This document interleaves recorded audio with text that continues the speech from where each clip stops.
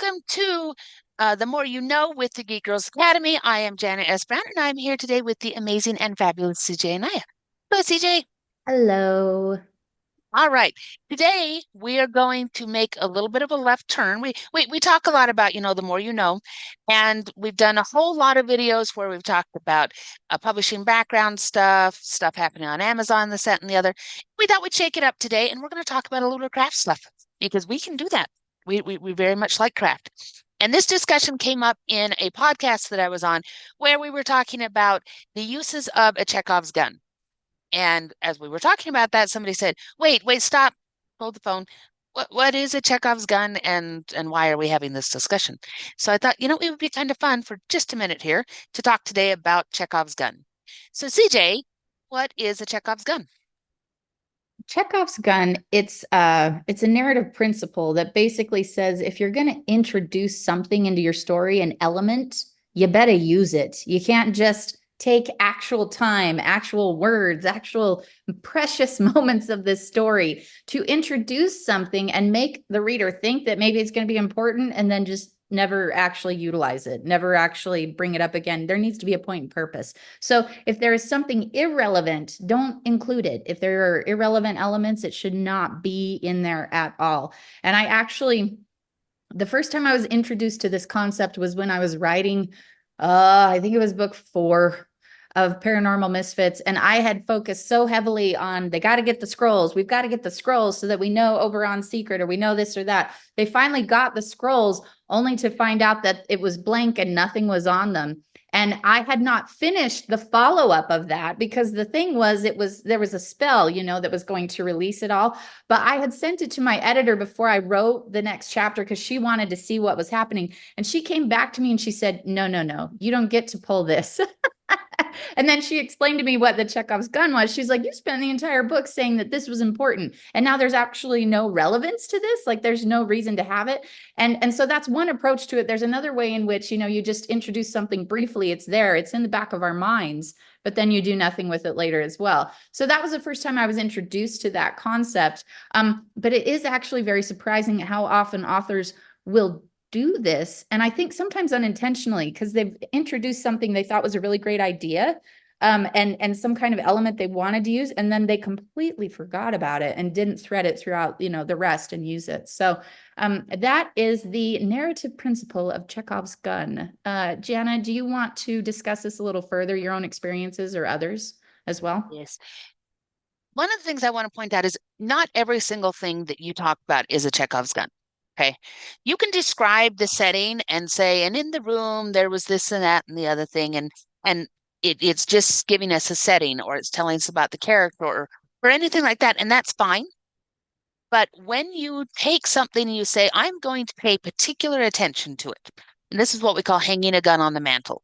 So you go through and you talk about everything in the room, and then you focus in, and it's like taking a camera around for a movie, and it focuses in and it stares at the gun. And the gun it's lovingly put together and it's old and it's got a plaque and all these kinds of things. And then we slowly pan away from it. Well, you've given it enough extra attention over other things. That's why we expect that gun to be fired by the third act. And that's the saying that goes with it is if you hang a gun on the mantle in the first act, you must therefore fire it by the end of the third act, by the end of the book. And that was used by playwrights. That's Anton Chekhov, which is why it's called a Chekhov's gun, because he's the one that brought up this idea. So you want to make sure that sometimes you don't realize you've hung a gun on the mantle because you think, well, that was just all part of the description, right? I was just setting up that this guy likes spam and it doesn't matter. So at that point, either and beta readers and critiquers and editors will help you to identify when you've left an unfired gun because they will go, but what about the spam? Why is this not more important? And you can go, the spam doesn't matter. He just likes to eat it. And in that case, the editor will tell you either, okay, back off a little bit on the spam then, or we need to lampshade that it's not as important as it is. And putting a lampshade on it is when you say, yeah, I hung the gun on the mantle, but now I'm tossing a sheet on it because it's not really that important. Okay. And so you may come back and say, yeah, the spam was very, very important. But as the narrative went on, he decided that he had had so much spam that he was just tired of it. And he throws the can of spam off of a cliff. And at that point, we know the spam has been dealt with. It is no longer important. It is no longer a Chekhov's gun. The firing of it was insane. Just directly, this isn't actually important. Okay. Or again, you just pull back from it a little bit and you don't give it quite so much attention. Because those gun aspects are where the reader feels like there's a promise, where the reader feels like you've shown me this several times, you have told me it is important, and then you're not fulfilling that promise. You're not doing anything with it. It is not the passing glance at anything that we so, um, and it can take the form of all sorts of things. It can literally be weapons. It can be a scroll. It can be in a romance. It's that promise of we're going to have a kiss. We're going to have a this, that, and the other. And so, and sometimes I'll bring this up for romance. Sometimes you can have an oh, how do I say this without it sounding really, really naughty? You can have an almost firing of a Chekhov's gun. So like you'll get a promise of a kiss and they go to kiss and the dog runs through. This happens a lot in romantic comedies where you'll have that almost firing of the gun. You almost have that promise. They're going to come together and they're going to kiss and now the dog runs through the room and there's chaos and there's no and so it's that anticipation. But you can't do that very often without people feeling dissatisfied. Sooner or later you have to fulfill that promise. You have to fire that gun and not just uh, come close. Not just, I want to say not just play with it, but I have no idea how naughty that's coming across. Anyway, it's one of those mornings, guys. Make it as naughty as you want to and don't tell me. So, no, that's just the thing. So make sure you have that set up and you have that follow through because we want our books to be satisfying. That's what brings readers back. Readers want to be satisfied at the end and feel like I have been told the story that I was promised and I like where it went to, and then I want to go and read the read one. All right.